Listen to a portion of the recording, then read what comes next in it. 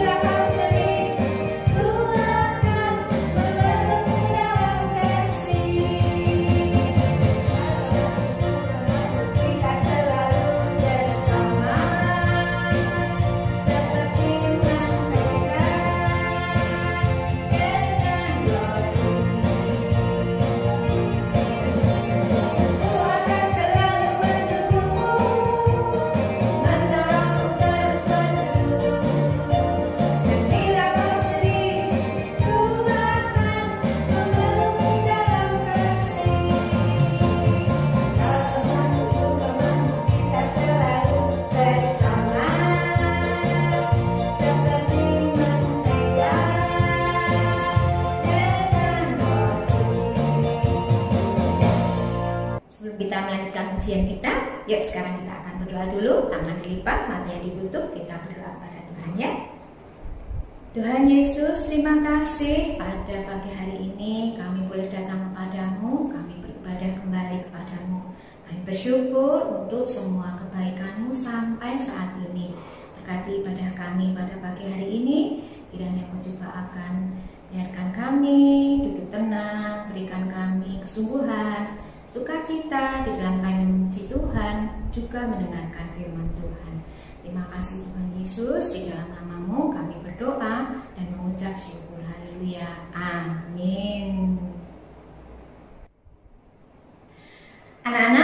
di dunia ini ada dua jalan loh, yang lebar atau yang sempit. Anak-anak pilih yang mana? Pilih yang lebar. Yang lebar itu memang enak. Kita bisa bebas kemana-mana. Kita bisa melakukan apa saja. Tapi hati-hati loh, jalan yang lebar itu menuju ke maut, ke neraka. Sedangkan jalan yang sempit, yang kadang-kadang kita berdesak-desakan lewatnya, tetapi nanti kita akan menuju ke surga. Ayo, sekarang mau pilih yang mana? Yang lebar atau yang sempit? Nah, sekarang kita akan menyanyikan ya. Di dalam dunia ada dua jalan.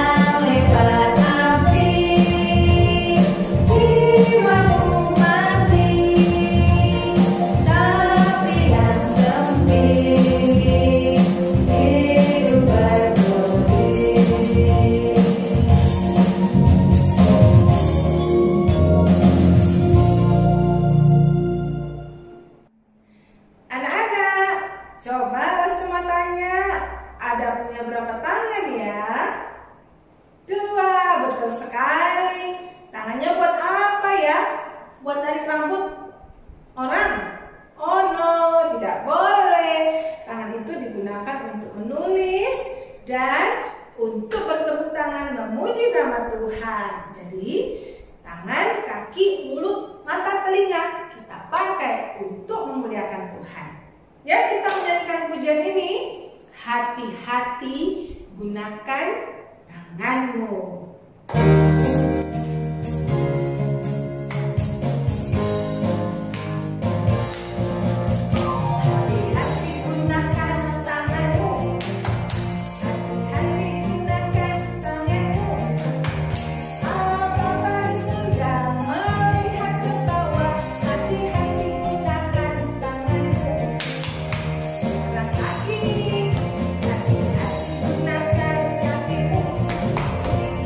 Hati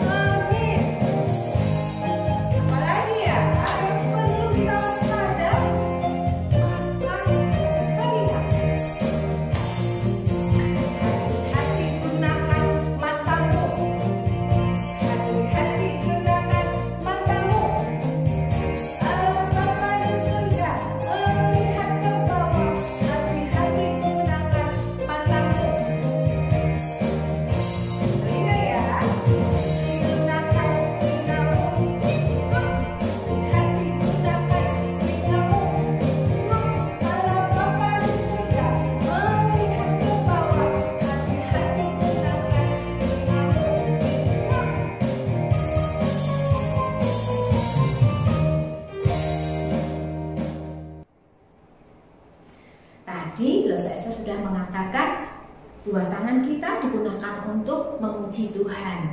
Kita juga harus anak-anak, semua yang kita punya, tangan, kaki, kita gunakan untuk memuji nama Tuhan. Yuk sekarang kita bangkit berdiri, kita akan berjalan-jalan bersama Tuhan Yesus. Kita nyanyikan kedua tanganku mempunyai jari.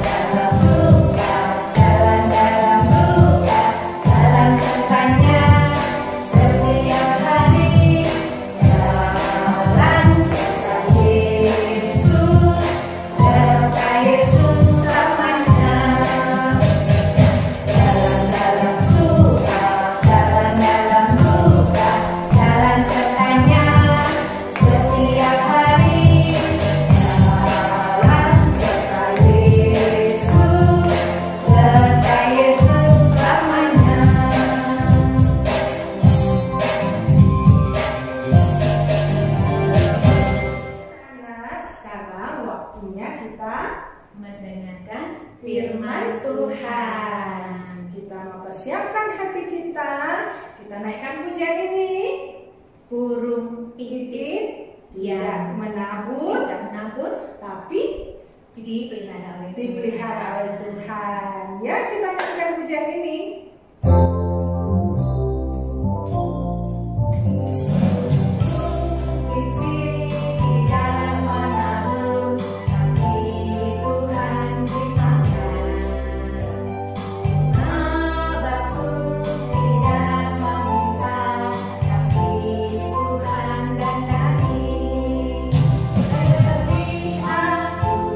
Anak-anaknya pasti Tuhan pelihara.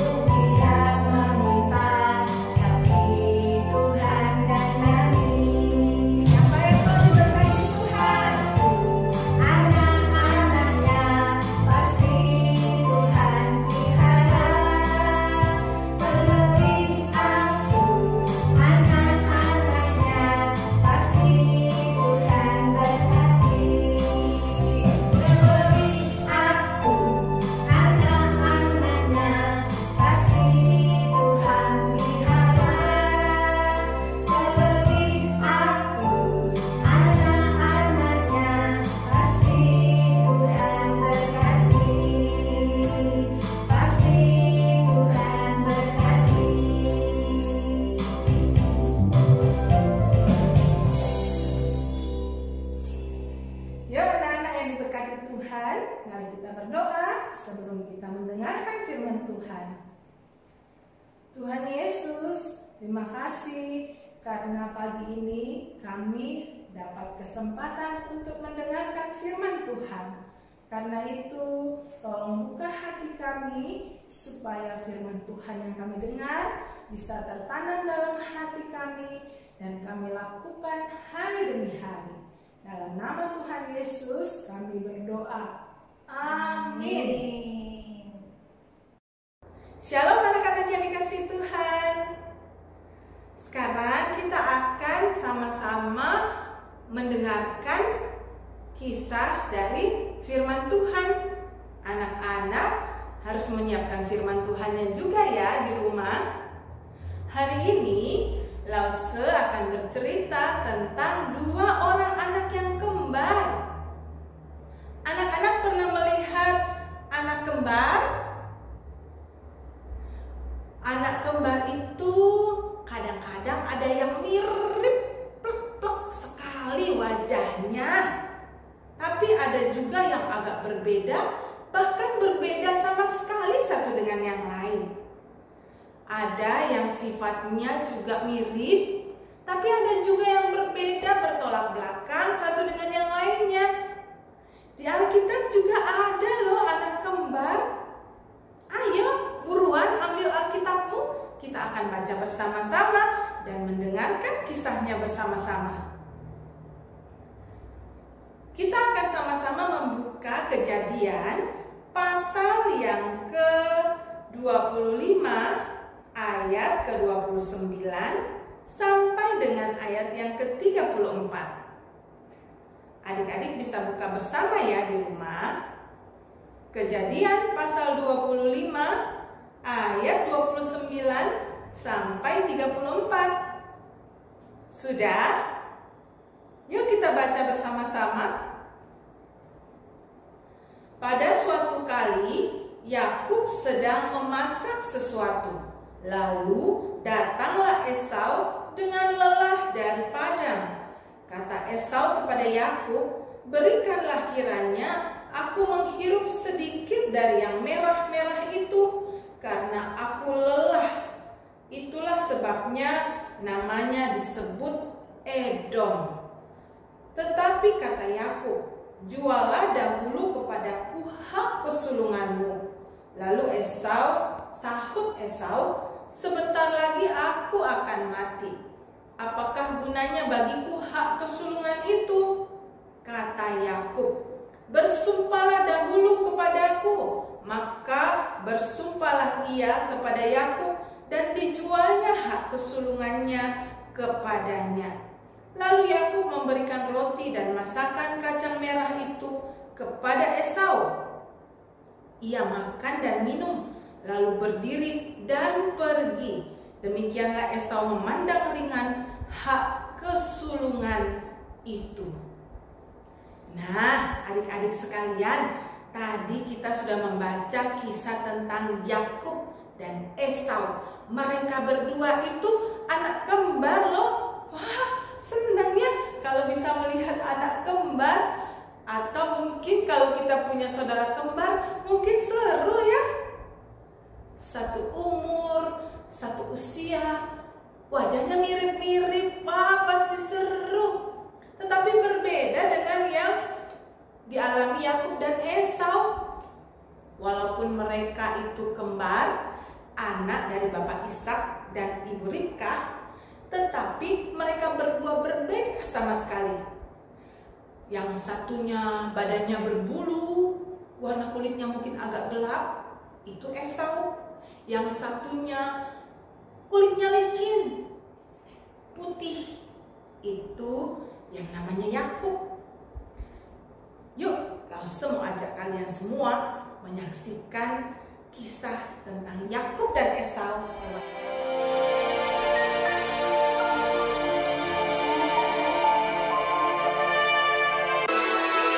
Abraham mencapai umur 175 tahun, lalu ia meninggal. Setelah Abraham mati, Allah memberkati Ishak, anaknya itu, dan Ishak diam dekat sumur Lahai Roi. Dan Ishak berumur 40 tahun ketika Ribka, anak Betuel, saudara perempuan Laban orang Aram itu, diambilnya menjadi istrinya. Berdoalah Ishak kepada Tuhan untuk istrinya, sebab istrinya itu mandul. Tuhan mengabulkan doanya, sehingga Ribka istrinya itu mengandung. Tetapi anak-anaknya bertolak-tolakan di dalam rahimnya, dan ia pergi meminta petunjuk kepada Tuhan. Firman Tuhan kepadanya, "Dua bangsa ada dalam kandunganmu, dan dua suku bangsa akan berpencar dari dalam rahimmu. Suku bangsa yang satu akan lebih kuat dari yang lain, dan anak yang tua akan menjadi hamba kepada anak yang muda." Ishak berumur 60 tahun pada waktu mereka lahir. Memang anak kembar yang di dalam kandungannya. Keluarlah yang pertama, warnanya merah. Seluruh tubuhnya seperti jubah berbulu. Ia dinamai Esau. Keluarlah adiknya. Tangannya memegang tumit Esau. Ia dinamai Yakub. Lalu bertambah besarlah kedua anak itu. Esau menjadi seorang yang pandai berburu, seorang yang suka tinggal di padang. Ishak sayang kepada Esau, sebab ia suka makan daging buruan. Tetapi Yakub adalah seorang yang tenang, yang suka tinggal di kemah. Tetapi Ribka kasih kepada Yakub. Pada suatu kali, datanglah Esau dengan lelah dari padang. Yakub sedang memasak sesuatu. Kata Esau kepada Yakub, "Berikanlah kiranya aku menghirup sedikit dari yang merah-merah itu, karena aku lelah." Tetapi kata Yakub, "Jualah dahulu kepadaku hak kesulunganmu. Bersumpahlah dahulu kepadaku." Maka bersumpahlah ia kepada Yakub, dan dijualnyalah hak kesulungannya kepadanya. "Sebentar lagi aku akan mati. Apakah gunanya bagiku hak kesulungan itu?" Lalu Yakub memberikan roti dan masakan kacang merah itu kepada Esau. Ia makan dan minum, lalu berdiri dan pergi. Demikianlah Esau memandang ringan hak kesulungan itu. Wah adik-adik, rupanya Yakub dan Esau si kembar ini sedang berselisih atau tidak akur. Perselisihan mereka itu bermula dari semangkok kacang merah. Karena semangkok kacang merah, Esau rela menjual hak kesulungannya kepada adiknya Yakub. Apa sih hak kesulungan itu adik-adik? Kenapa hak kesulungan itu begitu penting sampai-sampai Yakub mau menipu kakaknya dengan semangkuk kacang merah untuk hak kesulungan itu? Dan betapa bodohnya Esau karena dia rela untuk menjual hak kesulungannya demi semangkok kacang merah. Nah adik-adik, hak kesulungan itu adalah hak yang diberikan oleh orang tua kepada anak yang paling tua atau paling sulung, anak sulung yang paling tua di dalam sebuah keluarga. Hak kesulungan itu bukan berupa emas atau perak atau mungkin harta benda yang lain, tetapi yang luar biasa daripada hak kesulungan adalah itu merupakan pintu dari berkat-berkat Tuhan yang akan dicurahkan kepada anak yang sulung yang diberkati oleh orang tuanya. Adik-adik, hak kesulungan ini berlaku di tanah Israel sana, di antara kalangan orang Yahudi. Kalau di Indonesia di negara kita ini mungkin kita tidak mengenal hak kesulungan, tapi bagi orang Israel itu merupakan hal yang paling penting. Kalau seseorang memperoleh hak kesulungan, itu berarti dia memperoleh berkat-berkat, baik itu kekuasaan, baik itu ketenaran, baik itu kekayaan, dan berkat itu datangnya dari orang tuanya, diberikan oleh orang tuanya kepada anak yang paling sulung. Karena itu seharusnya hak kesulungan itu dijaga baik-baik oleh Esau, tapi kenyataannya dia menjual hak kesulungan itu kepada Yakub hanya demi perutnya yang sedang lapar dan lelah. Nah, kita anak-anak Tuhan, mungkin kita tidak dapat hak kesulungan, tapi kita punya hal yang jauh lebih penting daripada hak kesulungan itu. Apa itu? Kebenaran firman Tuhan.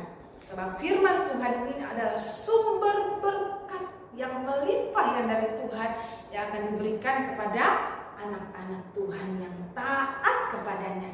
Nah, semua bacakan kalian satu bagian firman Tuhan supaya kita ingat-ingat untuk jadi anak yang taat, yang bijaksana, ya, supaya kita memperoleh segala berkat-berkat yang indah dalam hidup kita ini dan kita menjadi anak Tuhan yang menyenangkan hati Tuhan. Dari Amsal pasal yang ke-13 ayat yang ke-13, demikianlah bunyi firman Tuhan. Siapa meremehkan firman, ia akan menanggung akibatnya. Tetapi siapa taat kepada perintah, ia akan menerima balasan. Luar biasa kan? Siapa meremehkan firman akan mendapat akibatnya, tentu akibat yang tidak baik. Tetapi siapa taat kepada perintahnya, perintah Tuhan, ia akan menerima balasan. Balasan yang baik tentunya. Nah, anak-anak, karena itu kita ini harus menjadi anak-anak Tuhan yang bijaksana. Apa itu anak Tuhan yang bijaksana? Orang yang bijaksana itu berarti orang yang mampu untuk membedakan mana yang benar dan mana yang salah. Jadi orang bijaksana itu dia tahu, oh ini benar, oh ini salah. Lalu langkah selanjutnya dari bijaksana itu adalah bukan cuma membedakan, tetapi dia juga mampu untuk memilih yang benar dan menolak yang jahat atau yang tidak benar. Hebat ya. Orang yang bijaksana itu pasti tidak mudah jatuh kepada pencobaan, kepada hal-hal yang mendukakan hati Tuhan. Orang yang bijaksana itu pasti menjauhi segala dosa dan kesalahan, dan dia berusaha hidup untuk berkenan di hati Tuhan. Mari kita menjadi anak-anak Tuhan yang bijaksana dari kecil, besar, tua, dan selama-lamanya, supaya hidup ini menyenangkan hati Tuhan. Dan Tuhan memberikan kita berkat-berkatnya yang indah dalam hidup kita ini. Tidak seperti Esau, dia kehilangan berkat-berkat yang indah dalam hidupnya karena dia lebih mementingkan perutnya daripada Tuhan. Karena itu kita harus menjadi anak Tuhan yang mementingkan Tuhan daripada segalanya di dalam hidup ini. Jadi anak Tuhan yang taat dan menyukakan hati Tuhan. Coba langsung mau tes nih. Mau mengadakan sedikit tes dan ujian kepada anak-anak. Apakah kita sudah menjadi anak-anak Tuhan yang taat kepada Tuhan, atau kita mementingkan hal yang lain ya dalam hidup kita? Waktu anak-anak bangun pagi, hal apa yang pertama-tama anak-anak cari di rumah? Apakah kita cari makanan dulu untuk perut kita yang lapar di pagi hari? Atau kita mungkin mencari tontonan yang menarik di televisi atau di HP kita? Ataukah kita datang di pagi hari begitu buka mata, lalu kita duduk di tepi ranjang kita, lipat tangan kita, dan kita berdoa kepada Tuhan. Terima kasih Tuhan untuk hari yang Tuhan berikan. Lindungi dan berkatilah aku dan keluargaku sepanjang hari ini. Seharusnya anak-anak Tuhan yang baik itu memilih untuk ketika bangun pagi, duduk di tepi ranjang dan berdoa kepada Tuhan. Lalu ketika anak-anak ini menjalani waktu-waktu kosong di rumah, apakah ada waktu-waktu khusus yang kita pakai bukan hanya mengerjakan tugas sekolah atau mungkin bermain atau bermain HP, tapi kita juga punya waktu untuk apa? Baca Alkitab, supaya firman Tuhan itu ada dalam pikiran kita, dalam hati kita, dan dalam hidup kita ini. Bagaimana mau menjadi anak Tuhan yang taat kalau tidak tahu firman Tuhan? Bagaimana mau menjadi anak Tuhan yang dengar-dengaran kepada Tuhan kalau kita tidak pernah baca firman Tuhan? Karena itu, ayo menjadi anak-anak yang cinta firman, rajin membaca firman, dan melakukannya dalam hidup ini. Ya, mulai hari ini, Lause dan anak-anak semua, kita berjanji bersama-sama kepada Tuhan Yesus. Aku mau menjadi anak Tuhan yang taat, tekun berdoa, rajin baca firman Tuhan, supaya aku bertumbuh untuk mengenal Tuhan. Mari kita berdoa. Tuhan Yesus, terima kasih untuk firman Tuhan pada hari ini. Kami bisa belajar dari dua orang bersaudara yang kembar untuk tidak menyepelekan firman Tuhan, tidak menyia-nyiakan kebenaran firman Tuhan yang setiap minggunya kami dengarkan di sekolah minggu, ataupun mungkin di sekolah kami, atau melalui media yang lainnya. Tolong kami Tuhan, sedari kecil sampai besar, sampai tua, sampai selama-lamanya, kami sungguh-sungguh berjuang menjadi anak Tuhan yang taat dan cinta kepada Tuhan, supaya hidup kami ini sungguh-sungguh menjadi hidup yang diberkati Tuhan dan membawa kemuliaan bagi nama Tuhan dimanapun kami berada. Di dalam nama Tuhan Yesus kami berdoa dan mengucap syukur. Amin.